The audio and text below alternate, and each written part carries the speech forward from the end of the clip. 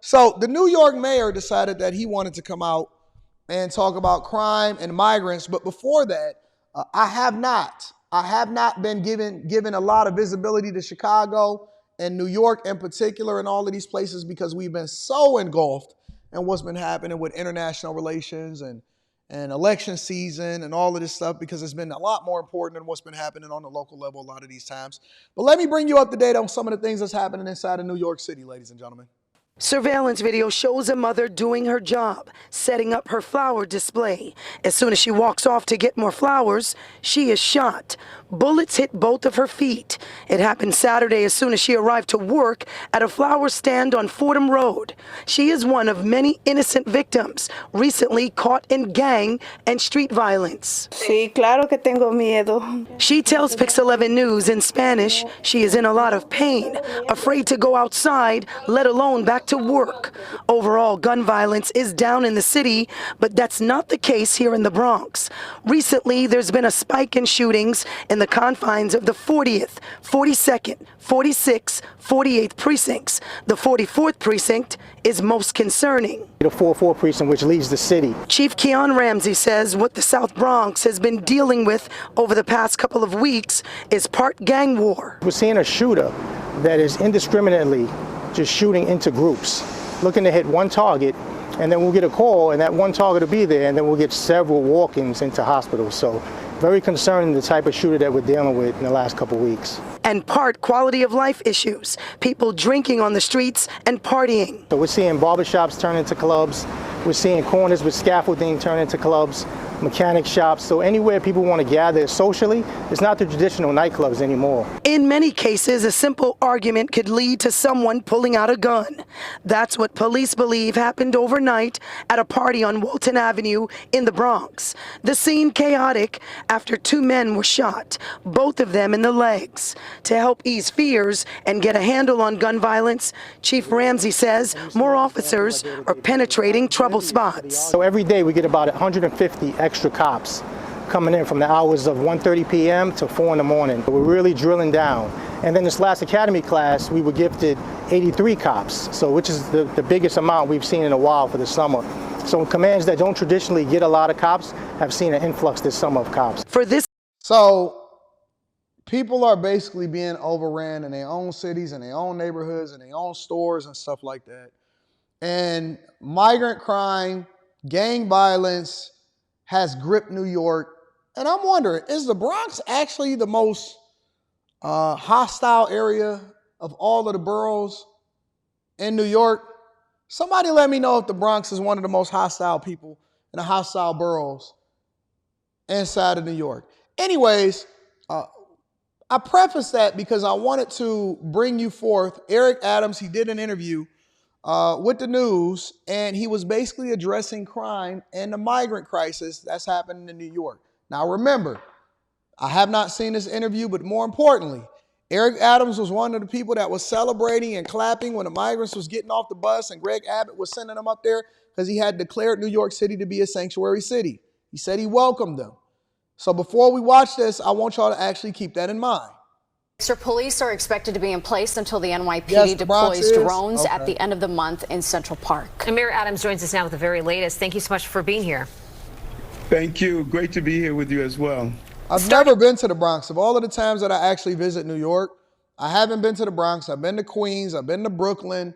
I've been to a lot of the different places. Obviously, I went to the touristy spots and stuff like that. But I did go to Queens. I went deep up in Queens. I went to Brooklyn. I've never actually been to the Bronx. I don't think that I've ever been to the Bronx. So, starting off with the story that we just read, we're talking about that surge of police presence in Central Park. Wondering how long they're going to be there. I know we might have a little error there covering your face, but talk to us nonetheless. The police presence there, how long will they be there? Because it may not be feasible. You're going to leave yourself vulnerable in other parts of the city. This happened when there was crime in the subway. You surged the subway. So what's the plan with that? And I'm so happy you stated that, because part of the problems we're seeing is a real... Hold on.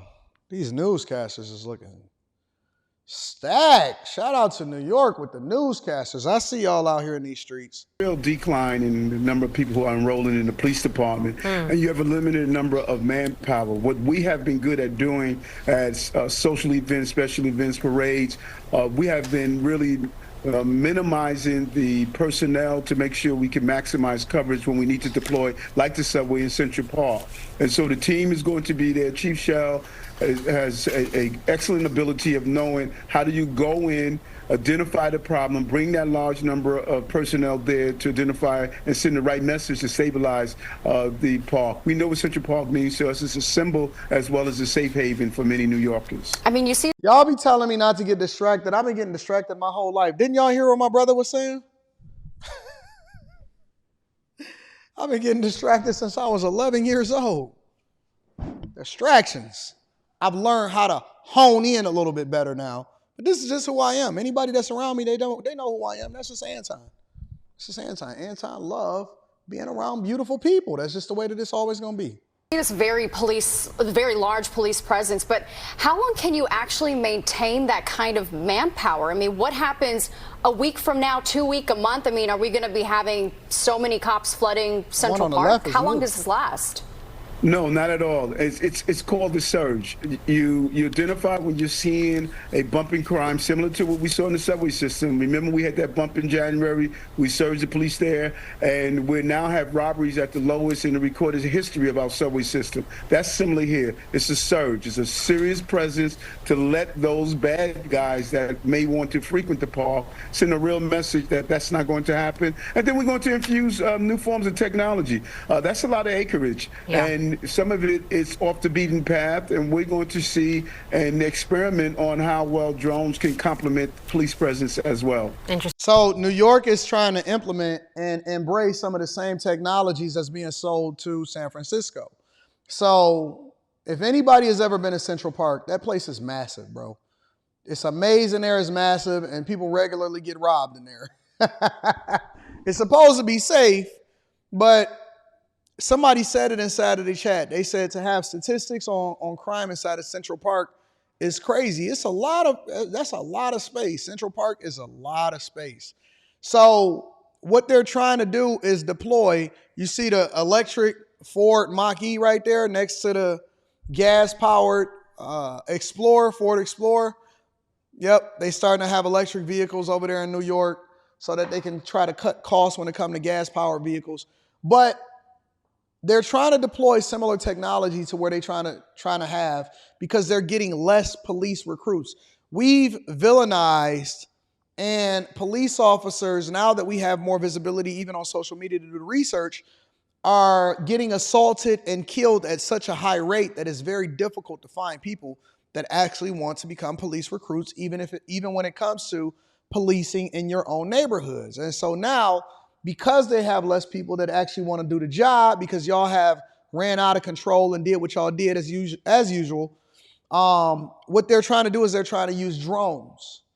And so that's what happens. The same way that we deploy technology to help retail and, it makes you easier to order and stuff, they're deploying the same type of technology in a different way. They're using Boston Dynamic police dogs. They're starting to use drones. And they still are short police officers, and they also cut the budget for police officers because they had to make sure that they continue to staff for the migrant crisis. Interesting. Well, I know that your message is that New York City is the safest big city, but this week alone, we've seen robberies in Central Park, a rape near Gracie Mansion, another rape on Coney Island. That indicates that crime is down. The stats indicate that. But your message to New Yorkers who are seeing this is what? Because this is giving them fear.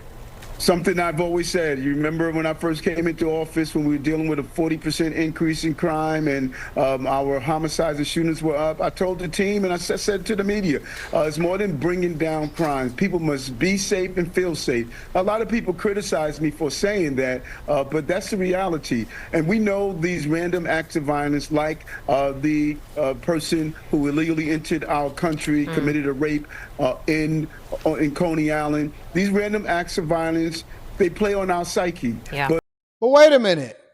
From this person that illegally entered the country and then raped a woman over in Coney Island, we just gonna skip past that? Like that's not a real thing?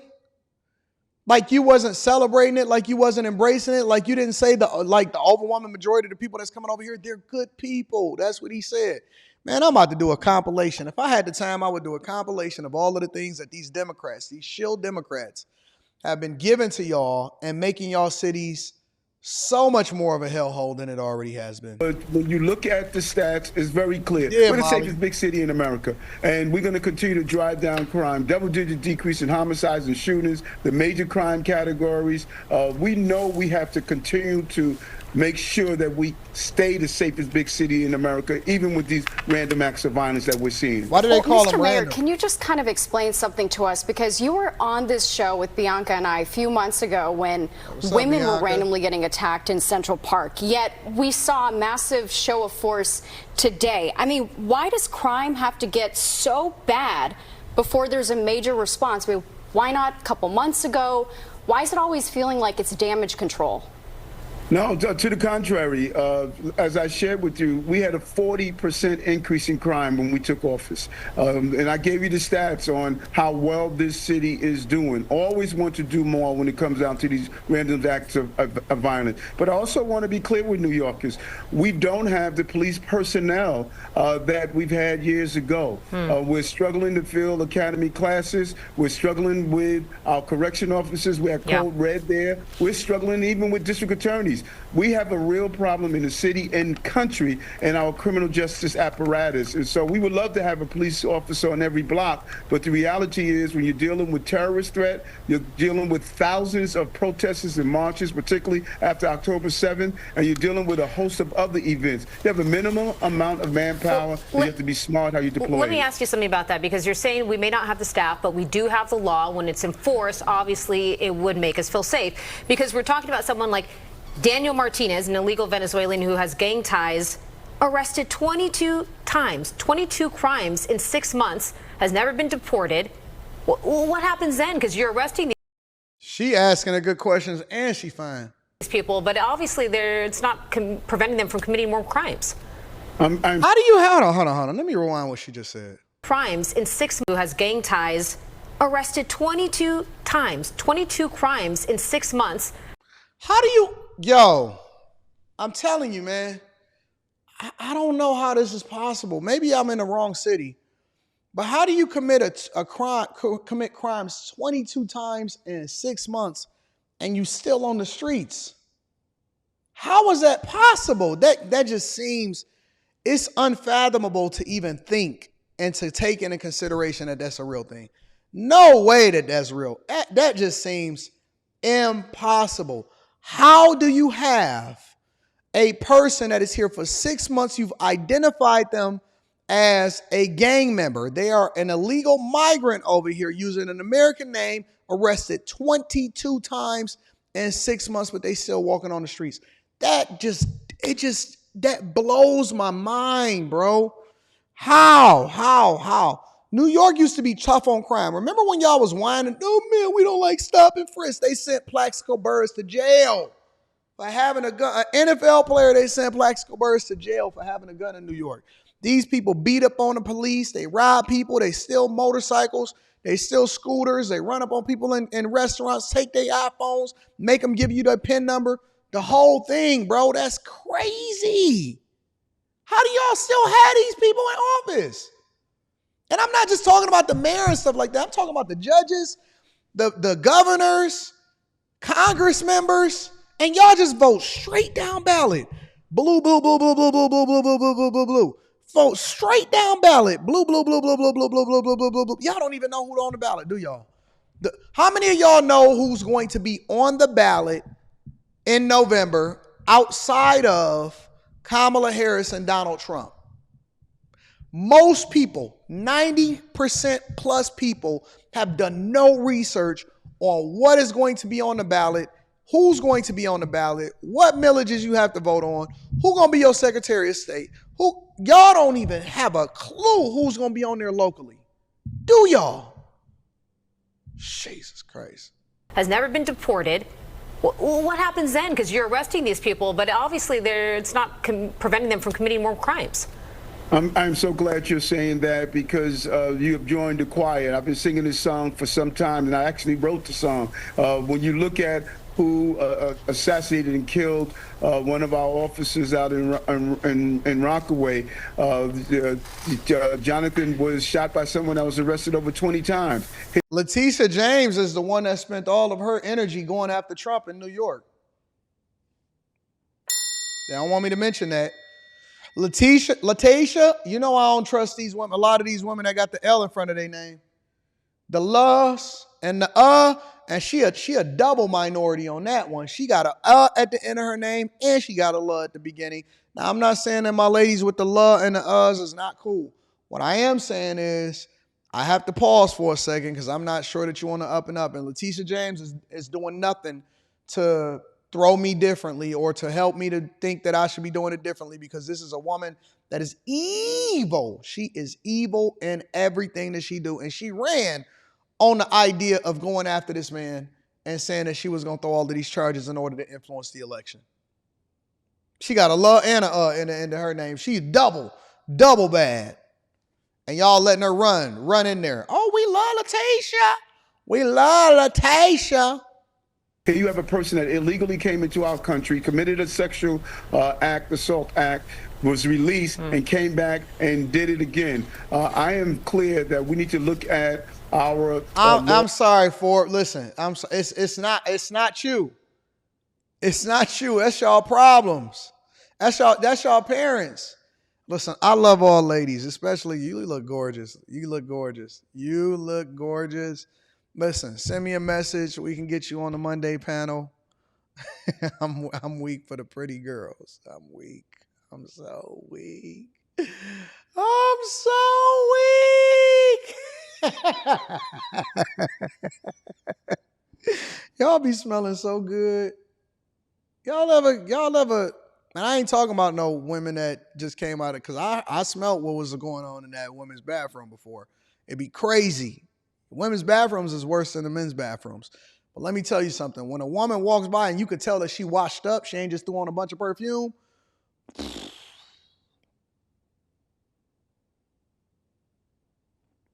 Laws that allow a person not to be turned over to ICE after they serve their time for a violent felon. I don't believe we should be allowing them to be a safe haven and continue to prey on innocent New Yorkers. You know, speaking of the migrant crisis, I mean, we've seen a rise. I gotta have the prettiest chat that I'd have never seen in my entire life. Let me give my ladies in the chat a round of applause. I gotta have the prettiest chat that I'd have never seen in my entire life. And when you meet these people in person, like they be actually pulling up and meeting me in person. I'd be like, oh my God, y'all better than what y'all profile pictures are. Y'all not catfishing or nothing. I gotta have the prettiest chat that I'd ever seen in my entire life. In violence at many of the shelters across the city, most recently Randall's Island. Now, you said that this will not be tolerated, but what's being done to address that crime? Well, we have several shelters like the Herc. We have Creekmore, we have Floyd Benefield, we have what you're looking at on Randall's Island. You look at these locations, you're having 3,000 to 4,000 people located in a small area that they cannot do anything but sit around all day. That's a recipe for disaster. I've been saying that for over 2 years now, that we need to give people the ability to work. We need to allow them to take the next step on their journey. We have been successful in what we're doing. Our population in our care is now down to about 65,000 out of the 212,000 that have arrived at our city. And so we have to continue our law enforcement presence, send the right message to those small numbers who are violent. Overwhelming number want to go on with their next step. Let me ask you a question, though, because the migrant crisis is now costing the city almost $5 billion. This is according to city stats. When you look at what we're spending $5 million a day on New Yorkers who need affordable housing, that's $2 billion. So right now we are not prioritizing New Yorkers who live here and need homes. We're prioritizing. Can y'all imagine the migrant crisis? Listen to this stat. Listen to this number, y'all. This is mind-boggling.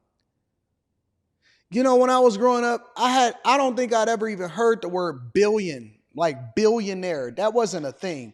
I don't think that growing up in the 90s that there was ever a thing such as a billionaire. The migrant crisis in New York alone, just in New York, Not considering other places. In New York alone, the migrant crisis is costing $2 billion a year.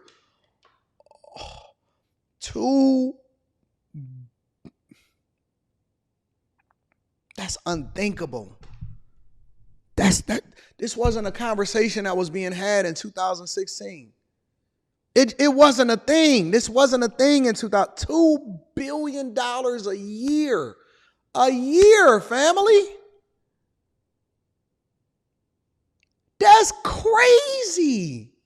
To who? Where is this money going?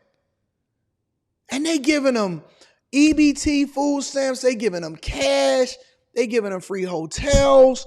They giving it to the staffers. We don't know what these shell companies are that all of this money is going towards. $2 billion. Oh my God. You can't justify that. There's nothing that you can do that you can tell me that you're going to justify that. $2 billion. And you cutting trash. You cutting budgets to the schools. They cutting budgets to the police. And they giving it to the migrant crisis. That's insane to me. I mean, I don't know how I could convey that even more. And that's in one place.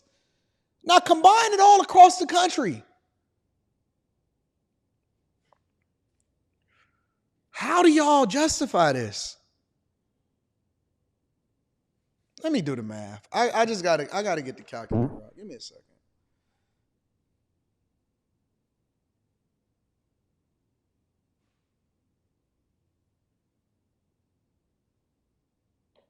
I don't even know how many zeros that is. That's 2 million.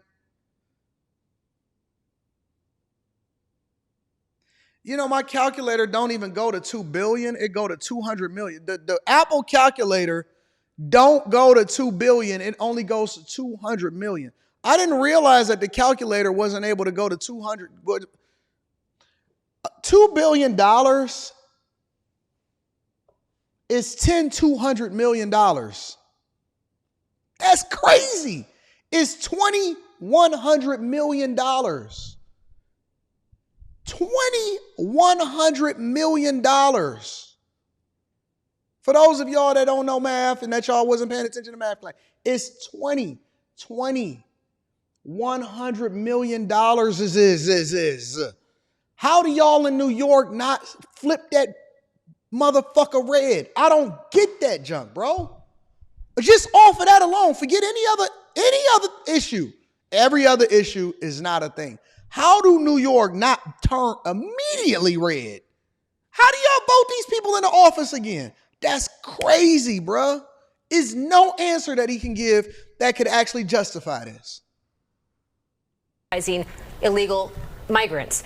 What are you saying to people that are like, this doesn't work for our budget? And I know you said this before, that you do not believe that migrants should be added under that umbrella clause of the right to shelter. That's been held up in courts. Where are we at with that? He's so fucking fine. Okay, first let's go back. I'm not prioritizing migrants over New Yorkers, and I think that's a myth that needs to be dispelled. Migrants are living in tents with outside facilities. We have broke records on the amount of affordable housing we built for New Yorkers and invested $26 billion. No other administration has done that before. I can't stop buses coming in. Federal law doesn't allow me to do that. Did you hear what he said? Let me rewind that for the people in the back. It's on the amount of affordable housing we built for New Yorkers and invested $26 billion. No. $26 billion of y'all tax dollars. 26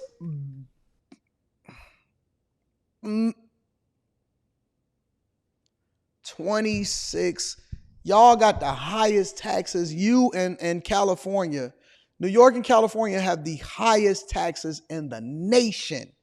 $26 billion.